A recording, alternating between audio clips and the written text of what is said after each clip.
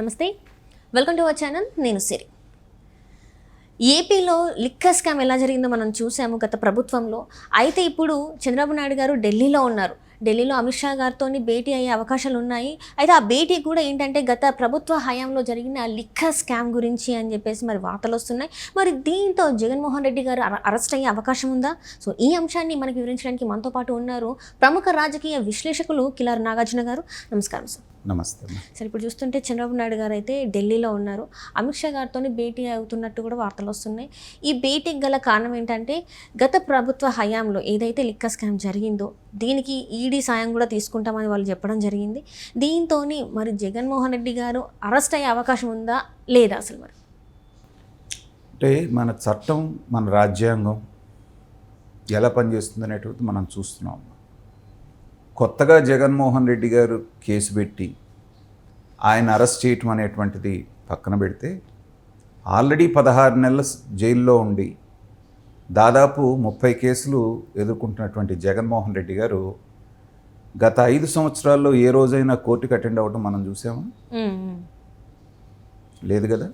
అంటే ముఖ్యమంత్రి సో కొన్ని డబ్బులు వేస్ట్ అయిపోతాయి, ట్రాఫిక్ కూడా ఇబ్బంది అవుతుంది, ఆ రోజున వంక చూపించి ఆగారు. మరి ఎలక్షన్ అయిపోయి కూడా 2 నెలలు దాటిందే. ఆయన ముఖ్యమంత్రి పదవి పోయి కూడా దాదాపు 1.5 నెలన్నర అయింది కదా. మరి ఇప్పుడు కూడా ఎందుకు వెళ్ళట్లేదు? కాబట్టి డబ్బులు ఉన్నటువంటి వాడికి చట్టం చుట్టంలాగా తయారైంది. ఇది చెప్పడానికి నేను ఏ రకమైనటువంటి మొహమాటం పడట్లేదు.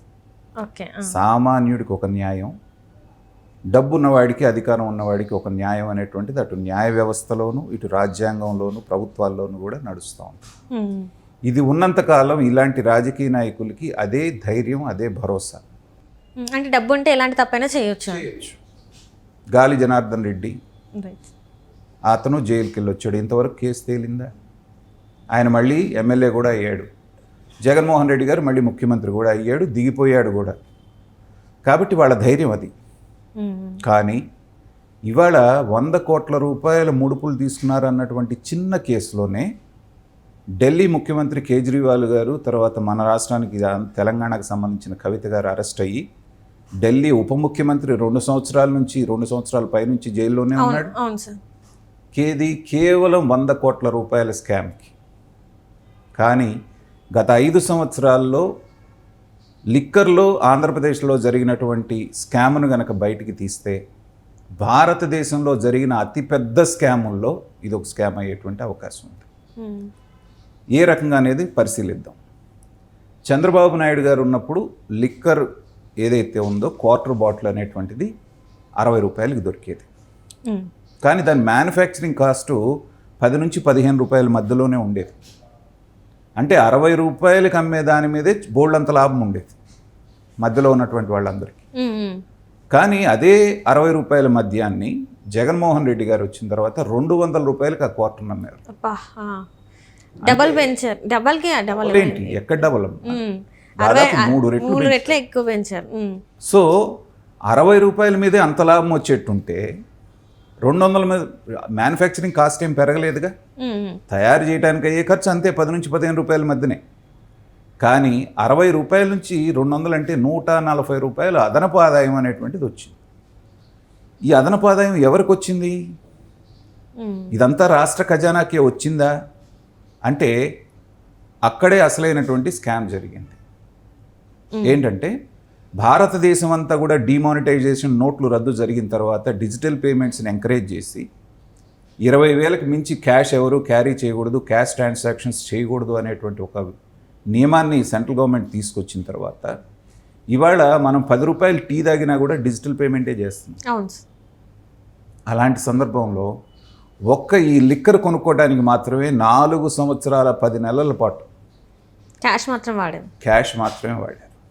ఈ క్యాష్ మూలాన జరిగేది ఏంటంటే ఎంత అమ్మారు అనేటువంటిది మీకు లెక్కల్లో ఉండదు, ఎంత సరుకు తెచ్చారు అనేటువంటిది లెక్కల్లో ఉండదు. డిజిటల్ పేమెంట్లు అయితే అది అకౌంట్ ఫర్ అవుతాయి, ఇదిగో ఇంత వచ్చింది అనేటువంటిది మనకి అక్కడ లీగల్గా కనపడుతూ ఉంటుంది. సో దీన్ని వాడేసి కొన్ని వేల కోట్ల రూపాయలు అనేటువంటిది ఈ మద్యం మీద వచ్చిన ఆదాయాన్ని విదేశాలకు తరలించారు కంటైనర్ల ద్వారా అనేటువంటివి కూడా అనేకమైన ఆరోపణలు ఉన్నాయి.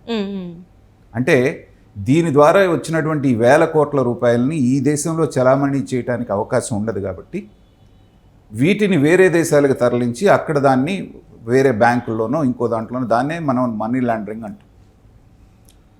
సో ఇప్పుడు చంద్రబాబు నాయుడు గారు చేస్తున్నారా లేదా, ఢిల్లీకి వెళ్ళి అడుగుతారా లేదా అనేటువంటిది మన ఊహాగానాల కంటే కూడా ఖచ్చితంగా చంద్రబాబు నాయుడు గారు చేయాల్సినటువంటి పని ఇది. మిగతా కేసులు మనకి చాలా ఉన్నాయి. శాండ్లో తినేశారు, తర్వాత మిగతా ఏది మైన్స్లో తినేశారు, ఎక్కడ దొరికితే అక్కడ తినేశారు. కానీ వాటన్నిటికంటే కూడా పెద్ద స్కామ్ ఏదైతే ఉందో అది లిక్కర్ స్కామ్. దీంట్లో జరిగినటువంటి మనీ లాండరింగ్ కనుక బయటికి తీయగలిగితే చాలా పెద్ద కుంభకోణం దీంట్లో బయటపడబోతాం. అంటే ఆల్రెడీ వాసుదేవ్ గారి ఇంట్లో, అంటే ఎవరైతే ఆ లిక్కర్ అది ఉన్నారో వాళ్ళ ఇంట్లో తనిఖీలు చేసినప్పటికీ కూడా తను లేరు. మనం ఇప్పుడు వార్తలలో చూస్తున్నానంటే తను పరారీలో ఉన్నారు, ఇంతవరకు ఎక్కడ కనిపించలేదు. హైదరాబాద్లో తనిఖీలు జరిగినప్పుడు కూడా ముఖ్యమైన ఫైల్స్ కొన్ని దొరికాయి, అక్కడ గోల్డ్ కూడా దొరికింది, బంగారం దొరికిందన్నారు. మనిషి మాత్రం కనిపించట్లేదు. ఆయన మరి పరారీలో ఉన్నారా, లేకపోతే ఆయనకి ఏమైనా ప్రాణహాని ఉందా, ఇంకేమన్నా జరిగిందా అని చెప్పేసి కూడా మరి వార్తలు వస్తున్నాయి. మరి దీన్ని ఎలా చూడాలంటారు? ఎప్పుడైనా నమ్మ వీళ్ళందరూ కూడా కేవలం పాత్రదారులే. వాసిరెడ్డి వాళ్ళు ఆయన ఆ బ్రేవరేజెస్ ఏదైతే ఉందో ఆ వింగ్కి హెడ్ అంతే. కానీ ఈ వచ్చిన ఆదాయం అంతా ఆయనకి వెళ్ళింది అనేది కాదు కదా లెక్క. అతను నిమిత్త మాత్రుడు. ఈ మొత్తం యంత్రాంగంలో ఆయన ఒక పార్ట్ అంతే. కానీ ఎవరి ఆదేశాల మేరకు ఈ డబ్బు అనేది మాత్రమే తీసుకోవటం అనేటువంటిది ప్రారంభించారు. అల్టిమేట్గా ఈ జరిగినటువంటి డబ్బంతా ఎవరికి చేరింది, ఎండ్ యూజర్ ఎవరైతే ఉన్నారో ఆ బెనిఫిట్ అనేది ఎండ్ ఎవరికి చివరిసారిగా చేరింది అనేటువంటిది ముఖ్యం. కాబట్టి ఖచ్చితంగా ఇంత స్కామ్లో జగన్మోహన్ రెడ్డి గారికే చేరుతుంది, ఇంకెవరికి చేరదు. ప్రభుత్వాధినేత ఎవరైతే ఉన్నారో అతనికి తెలియకుండా ఇంత పెద్ద స్కామ్ అయితే జరగదుగా. డిజిటల్ పేమెంట్స్ లేకుండా క్యాష్ పేమెంట్స్ తీసుకున్నారనేది జగన్మోహన్ రెడ్డి గారికి తెలియదా?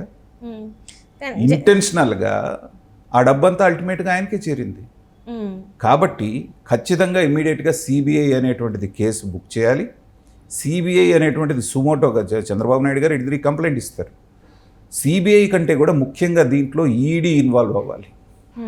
ఈడీ ఏదైతే కేసులో ఇన్వాల్వ్ అవుతుందో అక్కడే చివరికి పడేటువంటి శిక్ష కంటే కూడా వాళ్ళని ఇమ్మీడియట్గా జైలుకి పంపించి అది నిర్ధారణ అయ్యే వరకు బయటికి రాకుండా చేసేటువంటి అవకాశం ఈడీ కేసులో మాత్రమే ఉంటుంది. అది మనం చూస్తున్నాం. అంటే ఇప్పుడు ఎవరైతే ఈ వాసుదేవ్ రెడ్డి ఉన్నారో ఆయన ఇంకొంతమంది కీలక అంటే నేతలే కావచ్చు, లేకపోతే ఇంకెవరైనా కావచ్చు, ఆ పేర్లు చెప్పే అవకాశం ఉంది అని చెప్పేసి అన్నారు. దానివల్లనే ఈరోజు ఆయన శిక్షే కావచ్చు, ఈ నేతల పేర్లు బయటకు రావడమే కావచ్చు, దానివల్లనే ఈయనని కొంతమంది దాచిపెట్టారు అన్న ఇది కూడా వస్తుంది అవకాశం. ఇప్పుడు మనం తెలంగాణ దీంట్లో చూసాము టెలిఫోన్ ట్యాపింగ్, ఆయన జంప్ అయిపోయాడు ప్రభాకర్ ఇవాళ వరకు ఆయన ఎక్కడ ఉన్నాడో తెలియదు. అంటే ఇంతకుముందు ఫారెన్ లో ఉన్నట్టు మనకి వార్తలు వచ్చాయి. ఆయన వస్తే గానీ ఆ స్కామ్ బయటికి రాదు, ముందడుగు పడదు. కాబట్టి ఆ కీలకమైన వ్యక్తిని చేస్తే సరిపోతుంది అనుకుంటారు. కానీ దానికి కూడా మార్గాలు ఉన్నాయి. ఆయన లేకపోయినా కింద పైన ఉన్న వాళ్ళని పట్టుకుంటే చాలు. ఈయన ఒక్కడే సింగిల్ హ్యాండెడ్గా చేసే అవకాశం లేదు కదా. ఆ మొత్తం ఛానల్లో ఉన్నటువంటి కీలకమైన వ్యక్తిని ఎవరినన్నా పికప్ చేస్తే, గట్టిగా పోలీస్ ట్రీట్మెంట్ కనుక ఇస్తే వాళ్ళు చక్కగా అప్రూవర్గా మారి, ఇప్పుడు ఢిల్లీ లిక్కర్ స్కామ్లో ఎలా ఇరుక్కున్నారు, ఆ ఒక నిందితుడే అప్రూవర్గా మారి వీళ్ళందరి చిట్టా ఇప్పాడు. అలాగే నీకు శిక్ష తగ్గిస్తాము, బెయిల్ ఇమీడియట్గా ఇస్తాము, నువ్వు అప్రూవర్గా మారమంటే వీళ్ళలో ఒక్కడ అప్రూవర్గా మారినా వీళ్ళందరి తలరాత్రులు మారిపోతాయి. ఖచ్చితంగా ఆంధ్రప్రదేశ్ ఇవాళ ఎదుర్కొంటున్నటువంటి సమస్యల్ని నుంచి కొంతన్నా బయటపడాలంటే ఇలాంటి స్కామ్స్ని నిర్ధారించి ఆ పోయిన సొమ్మునంతా కనుక మళ్ళీ వెనక్కి తెప్పించగలిగితే రాష్ట్రానికి చాలా మంచి జరుగుతుంది. చంద్రబాబు నాయుడు గారు ఆ పని చేస్తారని మనం ఆశిద్దాం. Right thank you so much.